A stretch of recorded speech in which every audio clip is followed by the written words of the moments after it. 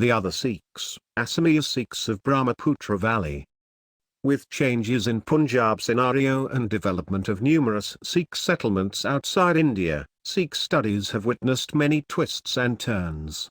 In recent times, the Sikh past is critically studied not only in Punjab but has reached as far as the western coasts of the Atlantic. With the inclusion of diasporan Sikhs, there are interesting modifications in the nature and scope of Sikh studies.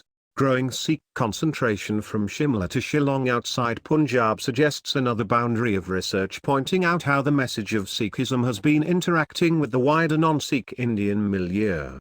It possibly introduces researchers to cultural diversities among Sikhs.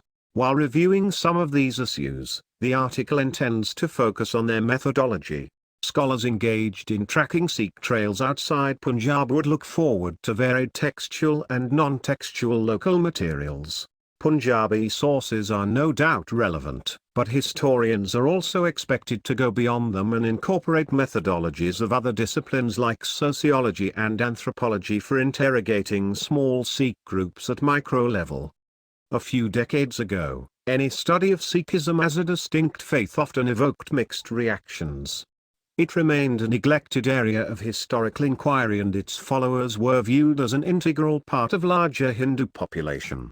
Growing Sikh concentration in different urban and rural sectors from Shimla to Shillong in the post-independence years, however, offers an opportunity of understanding the community from closer perspectives. Here Sikhs represent around 1/5 of their total population as per 2001 census. It brings scholars face to face with new frontiers of research and encourages them to question Sikhs' historical link with the rest of the country and its non-Sikh milieu. The study is also relevant to those who were accustomed to outline Sikhs merely in the context of their recent demand for Khalistan in the 1980s. While reviewing some of these issues, the article intends to focus on the methodology of Sikh studies. Scholars engaged in tracking Sikh trails outside Punjab may look forward to varied Punjabi source materials. These are no doubt relevant, but historians are expected to go beyond these texts and incorporate different tools from other disciplines like sociology and anthropology for interrogating small Sikh groups at micro level. It may provide a field view of Sikhs which is likely to be different from what is suggested in many common textbooks of Sikh history. This is pertinent in reconstructing the Asomiya-Sikh past who reside away from Punjab. It is a tiny group of around 3,000 persons.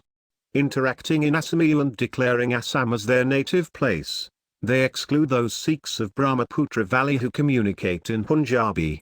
They are predominantly cultivators and reside in Chaparmukh, Barkola, Lanku and Hatipara villages of Nagaon district, situated a little over 60 miles away from the former provincial capital Guwahati. Their agricultural holdings are small, situated near river banks and subjected to occasional floods from Kapili and Kalang. They mostly produce rice once in a year. A small creamy layer has come into existence in the post-independence years who occasionally supplements its income by cultivating oilseeds and sugarcane. A few are also engaged in timber trade. The community has missed the attention of scholars from Sikh studies. It briefly figured in the writings of British administrators and lived in no history zone because they lacked political weight. Indian history writing under colonial rule largely explains their negation in Assamese past. It widely depended on different categories of written sources. In this scheme of reconstructing the past, official materials preserved in governmental record rooms enjoyed a privileged position. Historians had reservations regarding oral traditions of local people. In their eyes, the orality of the people, in spite of its widespread circulation, lacked credibility.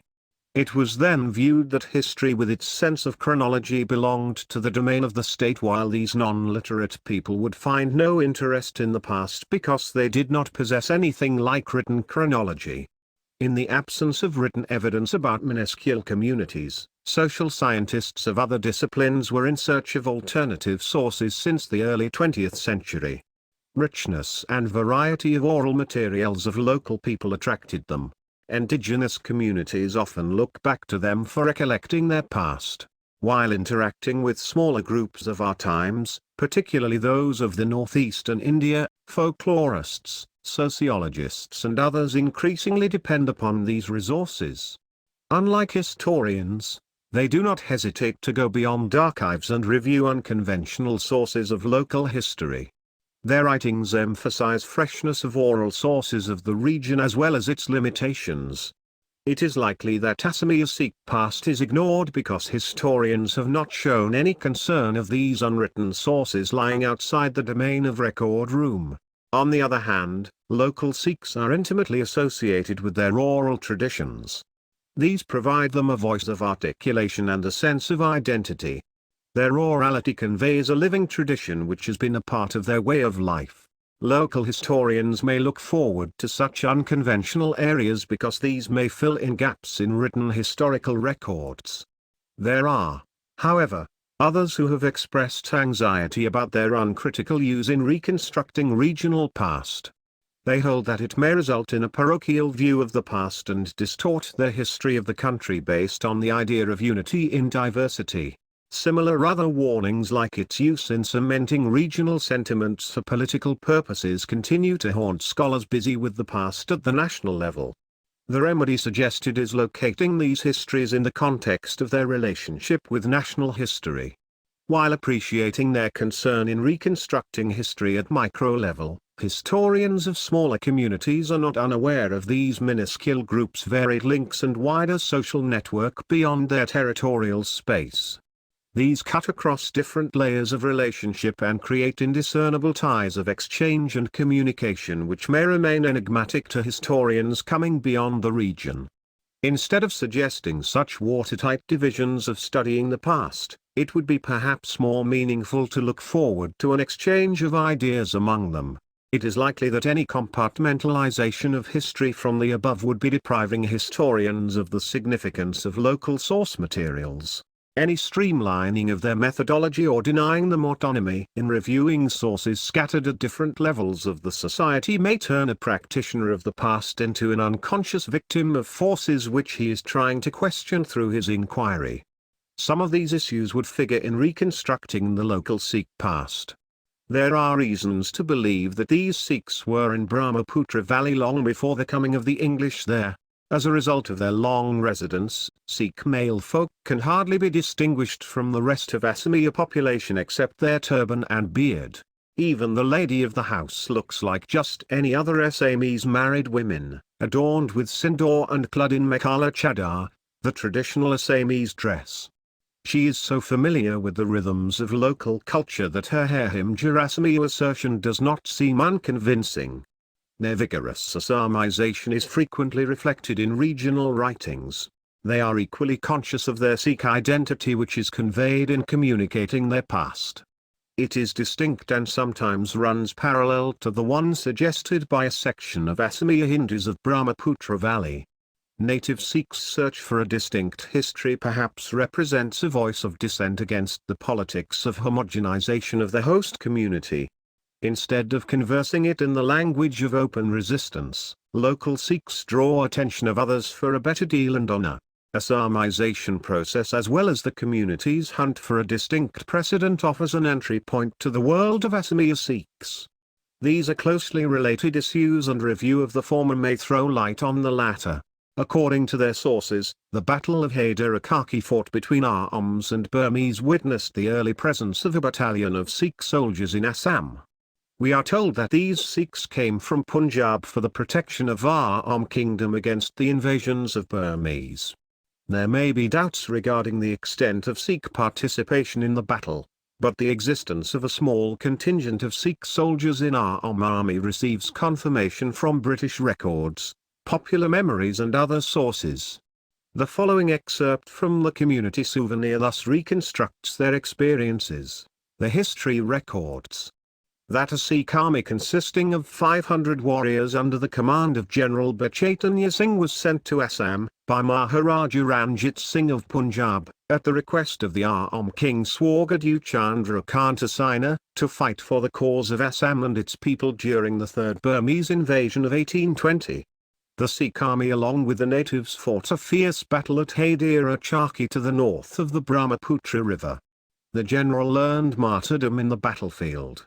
Few surviving soldiers with Mataji, wife of the Sikh general, moved in the upstream of the river Brahmaputra in boats. At a place named Alikajlimuk, they entered into the river Kapili and proceeded further upstream and came to the mouth of the rivulet called Titmarasuti, which connects Kapili Nadi with river Kelong at Raha in the district of Nogan, Assam. They pitched their tents on the bank of Titmarasuti, at Charparmak, Dist. Nogan, Assam. They had cannons, armory and ammunition.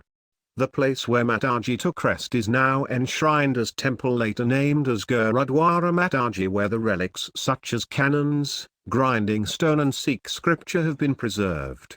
I had the privilege to visit Charparmak, where I had the opportunity to see, to my utter surprise, menfolk keeping long hair and growing beard. They are really Sikhs. Their language, customs and dress is Assamese. It conveys a story of their golden past. It is not only shared by an urban Asomiya-Sikh of Guwahati but also regarded as true by his rural counterpart residing in Nagan villages. It adds respectability to a group of people who are mostly unprivileged, small landholders with single plough capable of cultivating a few acres of land. Their history may be conveniently divided into two parts. Its first part relates the coming of 500 Sikh soldiers from Punjab to Assam on the eve of the Battle of Hyderabad. They came on the invitation of King Chandrakanta Singh to Ranjit Singh for protecting Assam against Burmese aggressions. It concludes with the death of nearly all Sikh soldiers on battlefield. The second part is concerned with their decision of staying back in Assam. Accordingly, they began their upstream Brahmaputra journey under the direction of Mataji. After a long journey by boat, they reached Titmarasuti. On its western bank stands Charparmak village. They disembarked here, which became their first settlement in Assam. There are a few other related issues. In the first place, this history is not at all meant for them. A part of its target audience is the larger populace of Brahmaputra Valley beyond Asomiya-Sikhs who control power and authority in Assam. Second, it seeks to convey that those who are unaware of Assam's true past should be cognizant of the causes of their continued presence in rural Assam. They are possibly ignorant of it, and that is why they do not treat Asomiya-Sikhs respectfully and regard them as low-caste agriculturists of Nagan villages. There is another social dimension to the community's history. It acknowledges that Sikhs have suffered a great economic decline and social humiliation since their first coming to Assam. Asomiya high-caste Hindus do not treat them respectfully, and the latter's marriage network restricted to low-caste untouchables of the neighborhood confirms the point. Their economic plight and social indignity have intensified their marginality. The bulk of Asomiya Hindu middle class of Brahmaputra Valley have even exploited their economic sufferings. Compared to their golden past, the community regards the present state as transitory and unfortunate. Finally, anyone who ridicules them for the present misfortune is advised to read the correct version of history, because it is a past worthy of remembrance. Asomiya-Sikhs' serious concern for their golden past represents their voice of protest. 1. Therefore, needs to review whether Asomiya-Sikhs were really negotiating with a situation that had compelled them to look back and revise their history. Any understanding of the above would in turn raise the following questions. Did these Sikhs really come from Punjab? What had prompted them to move and settle in faraway Assam? What had been Assam's majority community's perceptions about them? Did their reconstructed past adequately fit in with the wider Assamese past to which they also belong? For answers to all these questions, we need to go back to the first quarter of 19th century, before the Battle of Hyderabad had taken place in Assam. Ahoms had ruled over Assam for nearly 600 years till the first quarter of 19th century. They stood almost on its last leg on the eve of the Battle of Hyderabad. They were no longer militarily powerful, while their civil administration had precipitated revolt, palace conspiracy and economic dislocation in different parts of the kingdom. Situation took a worse turn with large-scale invasions from Burma. Contemporary British sources reveal that Ahoms had virtually lost control over the kingdom as far as Lower Assam. It was getting ready for the last phase of resistance against their eastern invaders. In this context, the history of Asomiya-Sikhs tells that a battalion of 500 Sikhs under the command of Chaitanya Singh came from Punjab and fought in favour of Assam.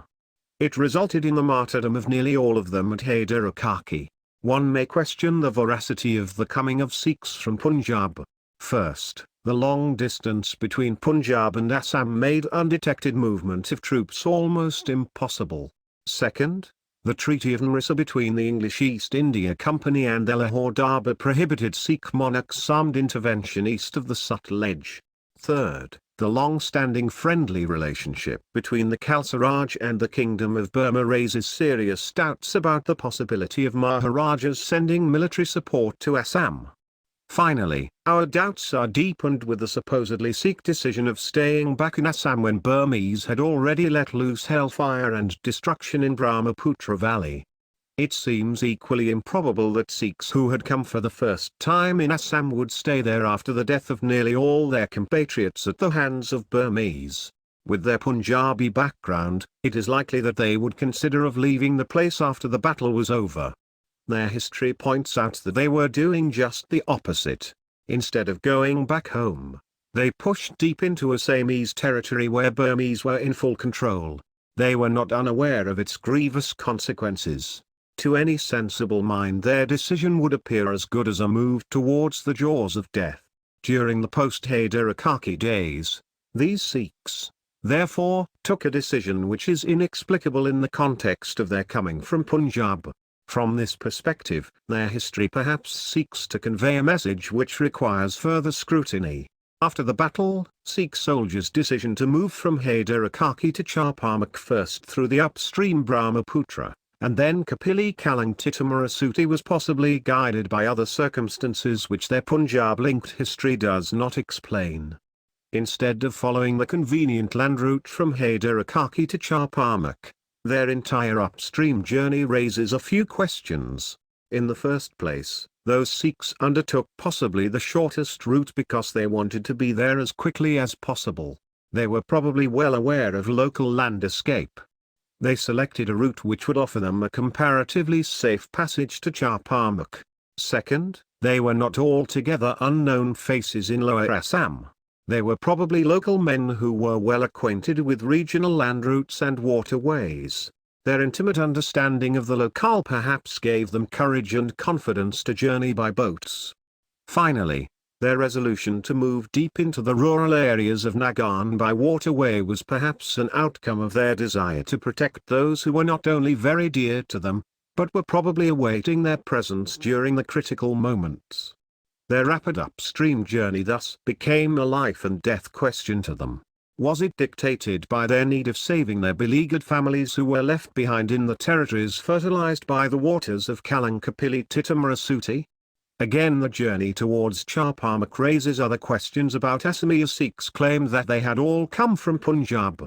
It rather underlines their long and intimate connection with Assam.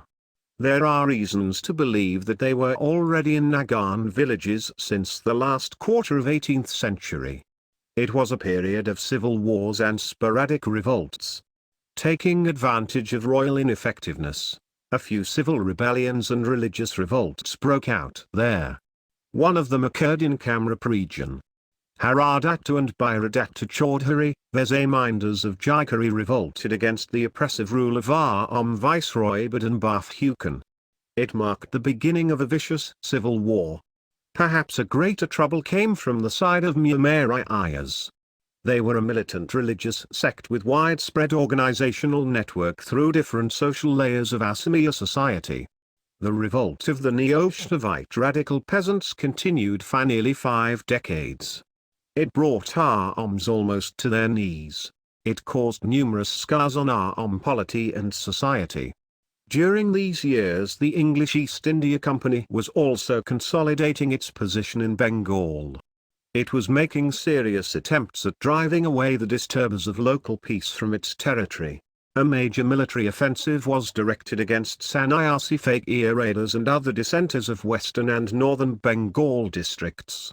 Hindus, Muslims and others swelled their ranks. Many had experiences in military training and long-distance trade. Disgruntled peasants, village artisans and others followed them. Unable to resist the superior might of the company, many of them secretly entered Lower Assam and carried depredations against the commoners. Contemporary records suggest that these rebels included men who were called Barkandazes. They were up-country militiamen, mostly coming from the ranks of disbanded private armies of local zamindars or native rulers who had suffered enormously at the hands of the rising power of the company. Many were mercenaries ready to serve any authority on suitable remuneration. We have cases of frequent desertions and changing of sides by these men with fluctuating fortunes of their temporary employers. Civil wars in Lower Assam virtually offered them fresh pasturage in the 1790s. There are reasons to believe that their ranks were swelled by a few Sikhs. They were possibly men from Bihar, an important centre of Sikhism since the mid-18th century. It is likely that with the 9th Guru Tegh Bahadur's visit to Bihar and Lower Assam, a few Bihari Sikhs might have accompanied him from Patna and stayed back in Assam. They were asked to manage the local Gurdwara set up in Hubri commemorating the Guru's visit. A small Sikh settlement grew up around it locally called Dumduma and became a place of pilgrimage.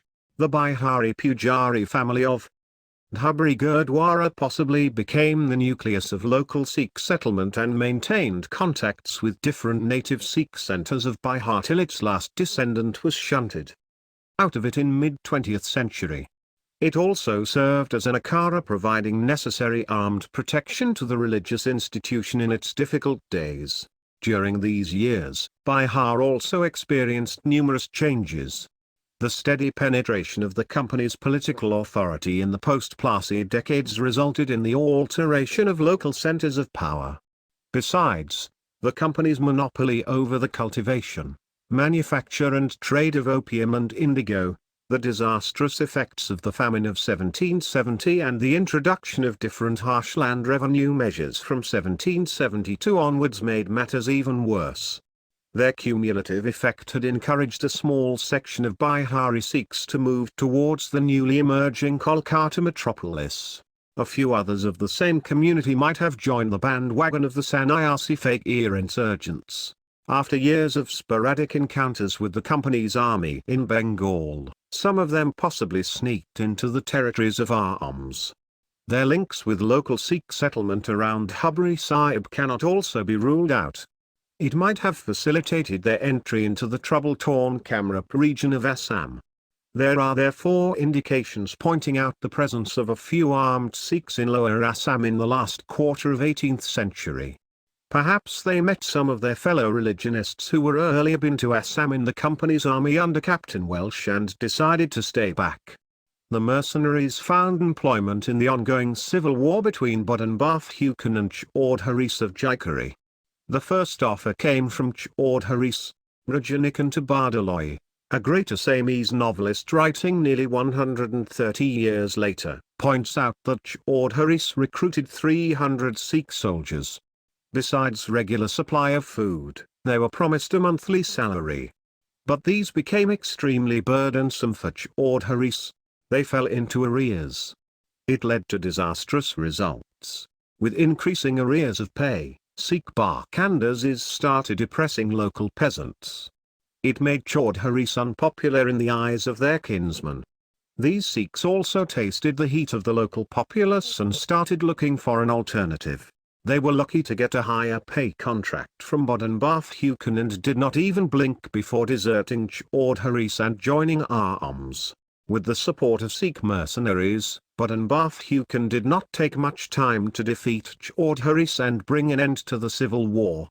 But armed dependence upon Sikh mercenaries did not end with it. Already the long war with Mumeri had exposed the military bankruptcy of the kingdom. Their decision to recruit a new militia possibly facilitated Sikh enlistment. They were given land for their livelihood. Thus Sikhs agreed to stay back in Assam. It was no less owing to their loss of contact with their native place during these years. With military employment and assured living from cultivation, they were later induced to marry local Asomiya women. It goes to the credit of these men that they could combine military engagements with the life of a peaceful peasant since the closing decade of 18th century. These Sikhs possibly began a second innings of life at Raha Chowki, an important military outpost since the early 17th century. It was situated around 20 miles southeast of Nagaon town near Kapili River. Ahoms raised it for protecting their frontiers from Kakari raiders. The region was a low-lying fertile area exposed to annual flood. There was a local market at Raha where Kakari merchants used to come by river for trade. It was under the supervision of one Rail Barua, an Ahom official in charge of Raha outpost. We do not have any contemporary source indicating the employment of Sikhs in Raha. The Sikh presence at Charpamak village, which is close to Raha town, is, however, suggestive. It is likely that those Sikhs who had been serving Raha outpost under Ahoms had their families at Charpamak. By marrying Asomiya women they were steadily becoming a part of the locality. The integration between public and private lives of these Sikhs turned them into sons of the soil. Generally speaking, their life circulating within a radius of 3 to 5 kilometers from Raha to Charpamak made them intimately aware of local situation. Invasions from Burma disrupted their regular life cycle. Extreme emergency possibly prompted Ahoms to move them from Raha Chowki to Hyderabad. Their Ahom king Chandrakanta Singh was getting ready for his final showdown with Burmese. The defeat of Ahoms prompted these Sikhs to return to their home in Charpamak. The British brought an end to Burmese rule in 1826. The English company gradually introduced a new administrative apparatus including an army. Local Asomiya-Sikhs had no place there. As agriculture became their whole-time profession, they found abundant wasteland around them. It required much labor and capital for bringing the same under plough. It was only members of large, well-off peasant families who could avail of this opportunity. Asomiya-Sikhs possibly swelled the ranks of poor peasants and tenants because they generally cultivated inferior quality of lands, offered free labor to rich peasants or others in return for the cattle they borrowed. In the first half of 19th century, Nagaon was a sparsely populated area with marshy lands, bushes and forest. Such conditions welcomed everyone to bring additional areas under cultivation. We have no reliable information on the size of Asomiya-Sikh population till 1881. The census of that year refers to total Sikh population of the province as only 14. It seems to be very low and raises doubts about its reliability. There were, however, certain factors limiting the growth of population in 19th century Assam. Rural tracts of Nagaon were vulnerable to malaria, cholera and other diseases. Malaria was still the greatest killer, but we also have reports of the consecutive attacks of cholera in 1868 and 1888. Their ravages were great and affected the growth of population. To make matters worse, they continued to witness calamities like annual floods and the earthquake. It stimulated a decline by 24.8% during 1891 to 1901. In the beginning of a new century, population stood at merely 214 persons. Throughout 19th century Nagaon was known for its scarcity of population. Its rise would stimulate the search for additional cultivable holdings. Similarly, periodic floods from Kalang and Kapili prompted local Sikhs to move to a higher level. These factors possibly led to the foundation of the second Sikh village, Barkola. It steadily expanded to become one of the most populous Sikh villages in Nagaon district in the next century. It may be partly due to regular water supply from a number of local tanks. Later on Sikhs also went on to live in Hatipara and Lanka villages of the same district. It seems that their settlement in Nagaon drew little attention of local folk almost till the last decade of 19th century. Absence of reference regarding them in contemporary vernacular sources suggests their comparative unimportance in Assam. but they became a target of hate campaign in the writings of a section of Asomiya writers in the late 1890s. Xenophobia was an important marker of a section of Asomiya middle class. In the sparsely populated Assam Valley, it partly emerged out of a deep fear of being submerged by the influx of outsiders beyond its border. During British rule, the settlement of a large number of educated Bengali middle class holding many lower-level official positions in Assam intensified their anxiety. Bengalis were accused of not only enjoying colonial patronage but also denying Assamese of its rightful place. They were contemptuously called as Bengal. These found reflections in contemporary vernacular writings. Like educated Bengali middle class, local Sikhs were also regarded as outsiders and became a surrogate enemy in the eyes of a few Assamese authors. For example, in a novel named Padam Kiwari, by Lakshmanath Bisbaroa, a leading Assamese literateur of the period, these Sikhs were reminded of their Bakhandas origin even after their long residence in the locality. The book was set in the background of the revolt of Chaudharis of Jaikari against the oppression of Governor Badan Bafukan. It briefly portrayed how a handful of treacherous Sikh army men under one Qumidin Singh sought to plunder Assam. They had a very limited presence in the novel, but Bisbaroa's depiction of these people underlined his deep anger and hatred. In fact, Bisbaroa made it clear that Assam does not favor the presence of these Bakhandas Sikhs. The novel represents an aggressive face of what has been termed as little nationalism in Assam. According to its critics, it is an uncompromising form of political philosophy making Assam exclusively a land of Assamese-speaking people. It also singles out a section of Assamese Hindu middle class, negating Assam's plural cultural tradition. In this sense, in his novel, Bisbaroa challenges the century-long process of Assamization of local Sikhs.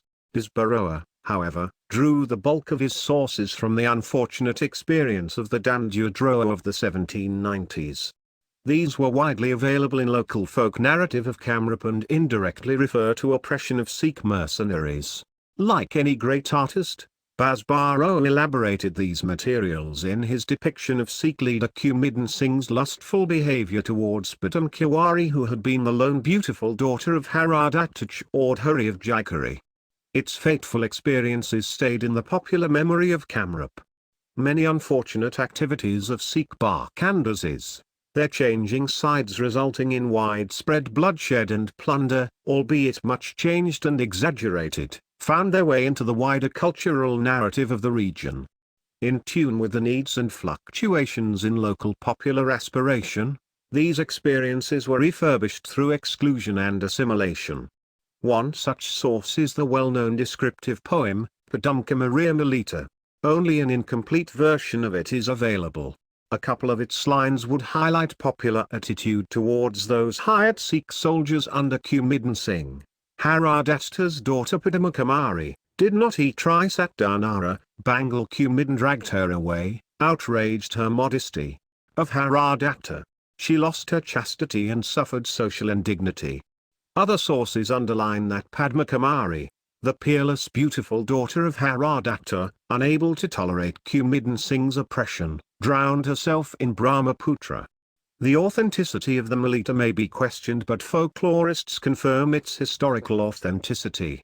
It may not convey everything about Sikh mercenaries of the period, but one can neither reject it as a piece of mere fantasy nor ignore the past of the Bakhandas in Lower Assam. In the absence of other contemporary written materials depicting the rapidly changing scenario of Lower Assam, one needs to review these sources in the light of later developments of the next century. Rajanikant Bardaloy's Dandu Droa, however, presents a different image of Sikh mercenaries. In fact, Qumidin Singh's brutal character is transformed into a saintly figure in Bardaloy's novel. One wonders where and how Rajanikanta had encountered such an unique individual in Assam Valley. However, transformation comes only towards its end. Qumidin's process of transformation can be traced to Bardaloy's earlier novel Manamoti, written long before Dandu Droa. It dealt with an Assam seriously affected by Burmese invasions. Here he introduces readers for the first time to a Sikh world in Assam that comes very close to Asomiya-Sikhs' projection of the history of the Battle of Hyderabad. Did Bardaloy have access to the history of Asomiya-Sikhs? What could be his alternative sources regarding the coming of Sikhs from Punjab at the invitation of King Chandrakanta Singh? Bardaloy served the provincial administration in Assam. He had worked with Edward Gate of the Indian Civil Service in the preparation of the report on the progress on the historical research in Assam. Gate was in the region for a large part of his career and later on became the director of the Ethnography and the Census Commissioner of Assam. His deep understanding of the different ethnic groups, manuscript sources and different forms of oral traditions immensely helped him in preparing the Assam census report. Later on it had crystallized in a masterly account of the province, A History of Assam. It is likely that Bardaloy had come to know rural Assam more intimately through his interactions with Gate's scholarly inquiries. Rajanikanta tells us, in his memoirs, that before writing the novel Dandudroa, he had extensively toured Rana region of Lower Assam and critically checked the causes and the course of the revolt. It provided him an opportunity of studying folklore, local landscape and the history of the tract. He came to know intimately about outrages of Sikh mercenaries. It had possibly made him aware of the transformation in the character of Kumidan Singh. Like Minamoti, in Dandudroa too, Bardaloy referred to the existence of Sikhs in Assam Valley. In the second novel he provided an elaborate historical background of their coming from Punjab, and also pushed back the date of arrival in Assam from 1823 to the early 1790s. He had suggested it so that he could reconstruct the Sikh past with a difference. Bardaloy was the first among Assamese novelists to write that the predecessors of Asomiya-Sikhs had come all the way from Punjab for the defense of Assam. He was also an early bird bringing to notice some of the significant modifications in the character of Kumidan Singh. It is likely that his deeper understanding of local Sikh world had enabled him to add something new to it. He was no less conscious of the recent changes in Assamese middle-class psyche, which Bisbaroa had briefly documented in his Padam-Kiwari and its complex fallout in the region. It is likely that depiction of Asomiya-Sikhs as a group of outsiders in Bisbaroa's novel had encouraged Bardaloy for going beyond the limits of the province and locating the community to its great tradition in Punjab. He sought to free the group not only from its unfortunate mercenary past but firmly locate it to the world of friendship and cooperation. It is a new claim to the past and offered local Sikhs an opportunity of dissent against Assam's little nationalism. Bardaloy sought to contextualize his imagination to the tolerant and cosmopolitan cultural tradition of the region. His narrative underlines that a motive larger than merely serving their narrow self-interest had landed the predecessors of Asomiya-Sikhs to Assam. They had responded to the appeal of Assam at a time when the latter had needed their help. As a result of an understanding between the kings of Assam and Punjab, they had come to Brahmaputra Valley. Bardaloy's creative imagination not only led to the redrawing of some of the familiar characters of Padam-Kiwari like Kumidan Singh, but also facilitated the creation of a few new Sikh faces around the Battle of Hyderabad. There are reasons to believe that the revised narrative stated in the foregoing was already in circulation. It was always in oral form and constituted an integral part of the community memory. Its unwritten flexible feature offers many to stretch and modify the same as per community's changing needs and circumstances. As a result, it took innumerable forms and subjected to forgetfulness and conflicting representations. It was likely that these issues would surface whenever there would be any community gathering in late 19th and early 20th century. On any such occasion, someone would be recapitulating the memory of Kumidan Singh with respect and appreciation. Through such periodic remembrances, many of his earlier stigmas would be pushed to the background. Instead, he would be reincarnated as a saintly person on his way to sannyas. The new version of Sikh narrative was likely to be more popular and acceptable to local Sikhs. Similarly, the Battle of Hyderabad would be witnessing an interesting twist through the projection of Chaitanya Singh. The new history thus gave the community a respectable past as well as Sahid who would fulfill popular emotions. The creative mind of Bardaloy could make wonderful use of it. He selectively used the orality of the indigenous Sikhs and incorporated it in his writings. Like any front-ranking artist intimately acquainted with the regional cultural experiences, the novelist was as familiar with the greedy antecedents of Sikh mercenaries as he was concerned with the reconstructed saintly profile of Kumidan Singh. By virtue of his close understanding of various trends of the past, he reconstructed the background of Dandudroa. In his novel of the same name, he suggested how the rapid development of events and changes in the course of local politics had forced a mercenary career upon these Sikhs. Perhaps he was hinting at Sikh Barkanders as victims of circumstances over which they had hardly any control. Earlier in his Manamoti, he had also acknowledged their Punjab connection and their embracing of death in Assam. These literary projections reinforced Asomiya-Sikhs' claim to their new history. Here was a message of legitimacy and a note of moral dignity. The new claim of their community became an integral part of Asomiya nationalist discourse, seeking to link it with the pan-Indian milieu and questioning the claims of little nationalists of their region. It underlined a voice of toleration, accommodation and, above all, plurality so that an interaction could be possible among the different ethnic groups and religious communities in Assam. Local Sikhs gathered strength out of their rural roots. With their settlement in Nagan villages since the late 18th century, they had labored hard to retrieve lands from jungles infested with animals. There were periodic river floods resulting in destruction of houses and crops, outbreak of malaria and other diseases. Their life was one of struggle, but it had rotated with village agricultural calendar and festivity. It facilitated incorporation of some important markers of Asomiya identity associated with food, dress, religious belief, language and rite of passage. Their wide use of Tamil and Pan in nearly all social celebrations, the prevalence of Tilanibia, Panitilajaran, Tiloni, Makani, Shoagar, etc. emphasize their intimate link with the dominant Hindu community of the neighborhood. Like many of them, they participate in Bayu, stay away from Bhangra, join congregational singing, practice Naam and believe in the doctrine of Bhakti. In Nagan villages of Charpamak and Barkola, Asomiya Vaishnava thus cuts across some of the basic religious beliefs and practices of Sikh gurus in the everyday life of Asomiya Sikhs. Here their most important religious institution is not known as Gurdwara but as Namgarh. Even the first Gurdwara at Charpamak was initially built in a thatched house. Its 20th century conversion into a permanent building continues to maintain its Asomiya distinctiveness without becoming a typical Gurdwara building of Punjab type. Many local Sikhs are neither aware of Rahit nor do they read Sri Guru Granth Sahib in Punjabi.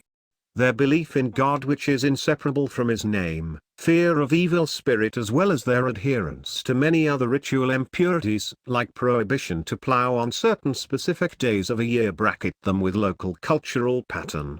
Similarly, their celebration of Gurpurab in Mataji Gurdwara would likely to remind a Sikh from Punjab that it is anything but a Khalsa Sikh commemoration.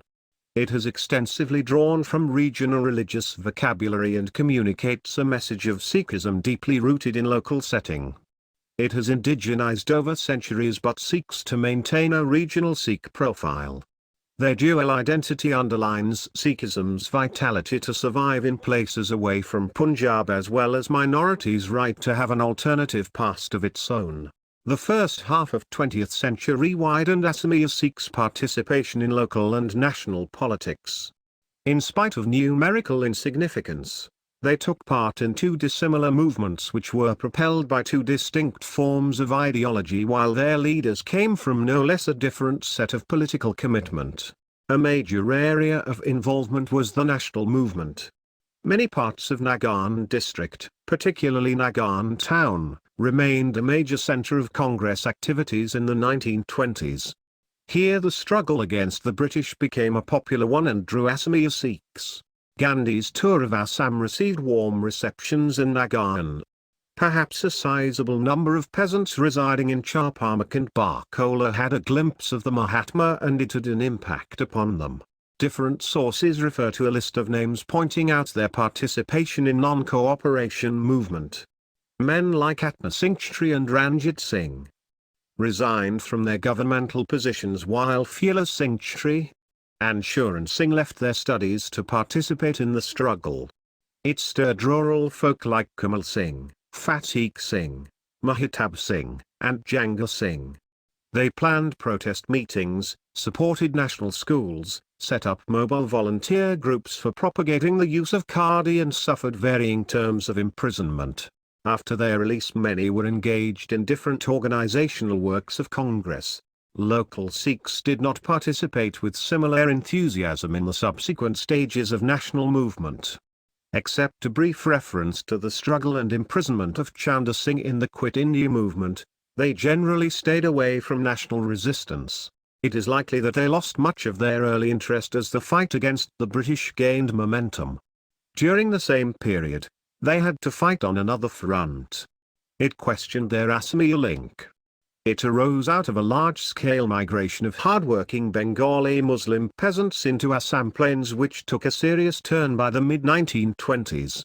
They came from the densely populated Mymensingh district and settled along Char's lands. The census of 1921 briefly referred to the problem. It received greater attention in the next decennial report. The local press highlighted the issue and pointed out how this had seriously affected local population ratio between Asomiya and non-Asomiya, on the one hand, and Hindus and Muslims, on the other, in lower Assam districts from Golpara to Nagaon. Migration from outside once more intensified the anxiety of a section of Asomiya middle class. Its Hindu rhetoric resurrected the shrill voice of Assamese little nationalism. In their eyes, the fight for the protection and security of regional interest acquired preference than resisting the British. This led to the foundation of Assam Samrakshini Sabha under the leadership of Asomiya poet Ambakagiri Roy Chowdhury.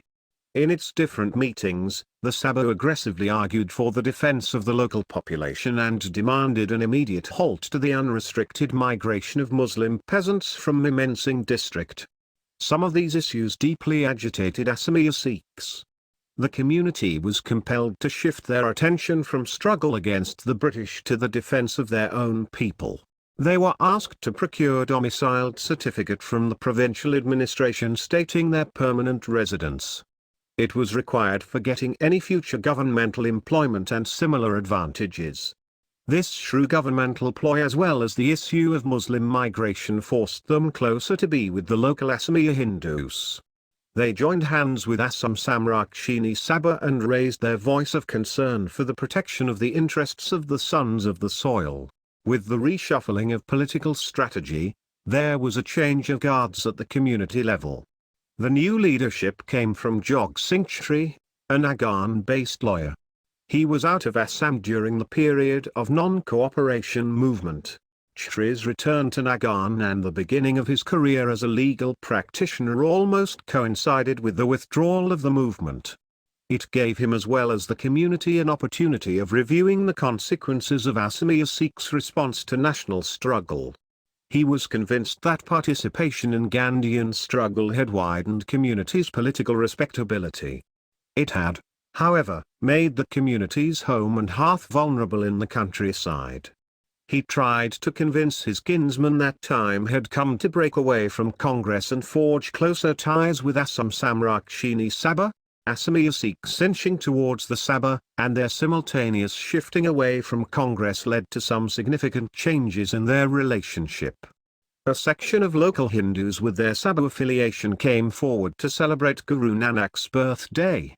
The Gurpurab was so long celebrated quietly at Mataji Gurdwara, Charpamukh. In 1931 it was organized with great enthusiasm at Guwahati. Important personalities like Padmanath Gohain Barua and Ambakagiri Roy Chowdhury were present on the occasion. Another important landmark was the hosting of the 10th annual session of the Sabha in Nagaon town. Jog Singh served as the chairman of the reception committee. While welcoming delegates, he expressed concern for the sons of the soil, indigenous Sikhs' solidarity with the Sabha and their rallying with a section of conservative Hindu organization widened differences with Congress. It points out how regional issues often decided the participation of smaller ethnic groups to national politics. Local Sikhs thus came closer to Hindu middle class of Assam. It created conditions for reinforcing communities' claim to its revised version of history as well as its endorsement by those who were earlier dissenting on the issue. There was a possibility of rapprochement between them and made Asomiya-Sikhs aware of the significance of politics of association. It resulted in the formation of an Assam Sikh Association with Jog Singh as its General Secretary and Lal Singh, a domiciled Punjabi Sikh, its president. The organization promised to get Sikhs recognized as an underrepresented community in Assam so that they might receive a larger share in different governmental institutions. The provincial government appreciated their moderate voice in the context of the looming cloud of World War II and agreed to offer certain concessions to the community on matters of official recruitment. During the war years, Asomiya-Sikhs also came closer to another valley-based organization. It is Asomiya-Sikhs, founded in 1917. It is universally respected as one of the symbols of Asomiya nationalism. The Sabha maintained a safe distance from the anti-colonial politics of the period. Nagaon Sikhs' intimate link with Asomiya language facilitated their interaction with the body in the 1930s. It reached a new height in the post-independence years. Local Sikhs' contributions to the enrichment of mother tongue started in the first decade of 20th century. But the development was interrupted owing to rapid political changes in Assam. Like Assam Samrakshini Sabha of the 1920s, Asomiya-Sikhs offered indigenous Sikhs another important platform which continues even today. It had a modest beginning in 1941, when Sarachandra Goswami, one of the architects of Asomiya-Sikhs and a leading Assamese literary figure, came down to Charpamak and joined community's celebration of Guru Gobind Singh's birth anniversary. He delivered a written speech on the occasion. Goswami subscribed to politics of loyalty towards the British Raj. His talk not only highlighted the great tradition of Sikhism but also devoted to Nagaon Sikhs. Like any responsible office-bearer of Asomiya-Sikhs, he spoke of their deep love for mother tongue which had made them an integral part of Asamiya Jati. 39 His speech, however, maintained silence about the community's revised past, but tried to rope it in the different activities of Sahajiya. Its collaboration with Sahajiya continued till it had reached a new height in the post-independence decades.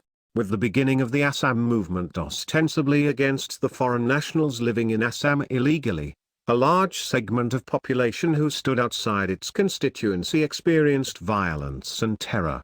In spite of their enthusiastic involvement in different protest marches, Sahajiya-Sabha's aggressive linguistic politics in collaboration with other similar organizations of the valley reminded local Sikhs of old vituperation against the immigrant Muslim peasants of the colonial days. Their fear was intensified as the recent movement sought to bracket Punjabis with other illegal foreigners of the region. While supporting the movement, Asomiya-Sikhs simultaneously suffered from an identity crisis. It gave rise to doubts whether the term Punjabi would include local Sikhs. It prompted them not only to assert their Asamiya distinctiveness, but also disown their older links with local Punjabi Sikhs. It led to the formation of an organization, bringing the community under an institutional umbrella. There was also a sense of urgency that the Santha would not only hold its annual meetings but also bring out souvenirs communicating their intimate link with mother tongue. These publications include numerous writings of indigenous Sikhs. They attended the annual sessions of Asomiya-Sikhs with no less enthusiasm. These meetings brought out collection of essays incorporating writings of Asomiya-Sikhs. The Sabha as well as local Sikhs thus tried to move ahead with the changing valley scenario. It underlines how alteration in local politics prompted Hindu middle class as well as Asomiya-Sikhs to revise their strategy towards each other. The community grew wiser with its participation in the politics of association. It had learned to keep the apex literary body in good humor without sacrificing its Sikh identity. On the other hand, the Sabha had finally agreed to put its seal of legitimacy to the community's revised past owing to its deep commitment to mother tongue. Local Sikhs' valley-oriented politics, however, irritated their Punjabi counterpart. They had a harmonious relationship in the early 20th century. These were initial years of Punjabi Sikh settlement in northeastern India. With the blessings of the Raj, they came from Punjab through different channels of employment and were employed in sectors like oil, tea, coal and the railways. They were generally enthusiastic of a distinct Sikh identity. With their indoctrination via Singh Sabha movement, they adhered to Ham Hindu Nai creed and carried the success story of the Khalsa to their new settlements. As new Punjabi Sikh settlers were reaching Assam, they enthusiastically subscribed to the revised version of Asomiya-Sikh past. They appropriated it with minor modifications because it was quite in tune with the dominant Singh Sabha discourse of the period. Local oral traditions about Chaitanya Singh's martyrdom as well as Mataji's attempt to rejuvenate Sikhism in Charpamak were conveyed to Punjab. With Mataji at the centre stage, it was highlighted as an example of a true life companion of the Khalsa, a special attractive real story of one lady colonel, prayer to mothers and ladies. Respected editor Sahibji, please publish it in your newspaper for the larger good of mothers and ladies. It is neither a kiss nor a novel, but it is a true account of a good Singni. Its heavenly fruits are still seen in Assam. It was claimed that Mataji could not only read the Sikh sacred literature but also tried to convey the message of Sikhism to others around her. The lady was portrayed as a selfless crusader fighting for the glory of the Khalsa in a distant land blessed with the memory of Sikh Gurus. The long account did not suggest anything about local Sikhs' closeness to Hindu world. The readers were instructed to be respectful of the Mataji Gurdwara at Charpamak as an important pilgrimage centre. There was even an appeal to send a few Sikh village girls for education in Sikh Kanuvidyalaya, which was never materialized. Sometimes, Prakaraks visited Nagan villages and selected 1 or 2 boys for higher education. After completion of their studies in Khalsa College, they came back to Assam and tried to convey the significance of a distinct Khalsa Sikh identity. The message did not catch Asomiya-Sikhs' popular imagination owing to their closer links with the local Hindu world. It also discouraged marriage relationship owing to their sharp differences in religious belief, social behavior and economic condition. There were occasionally coming together, but it did not forge any permanent bond between these two sections of Sikhs in Assam. Except a few external markers, these two groups thus continued to stay away. Thus one local Sikh from Barkola village asserted, "Our food habit, lifestyle, language, occupation, marriage system, celebration and other things are different from them. We are also Sikhs, but they do not treat us on equal terms. Assamese rural folk do not trust them. How can there be any marriage between us when we differ so widely on all major issues of life?" As a result, mutual hatred and ill will increasingly came to the surface. It was reflected in their writings as well as Gurdwara membership. Local Sikhs find their Punjabi brethren as greedy, inhuman, acquisitive people universally guided by violent sex. The latter hit back and describe the former as duplicate or impure Sikhs. In spite of these differences, the message of Punjabiyat as well as the search for a distinct Khalsa Sikh identity continues to generate enthusiasm among a few rich Assamese Sikhs. They look forward to the great tradition of Sikhism and try to follow Sikh Rahit Maryada in their everyday life. Beyond this creamy layer, neither Punjabiyat nor the distinct Khalsa Sikh identity has any special appeal to local Sikhs, and they continue to share their fragmented, competitive and hierarchical world with their Punjabi counterparts. Some of these developments intensified endogamy among local Sikhs. Initially their Barkhandas affiliation placed them outside social hierarchy and caste system. Absence of a well-defined Jajmani system and the tilling of lands facilitated their introduction to the rural world. It envisages the breaking of wastes and bringing them under plough through individual or family labor and getting these lands ready for cultivation. These stages of interactions with agrarian society introduced them into the dynamics of rural life cycle and made them aware of crop harvesting, village celebrations, natural visitations, etc.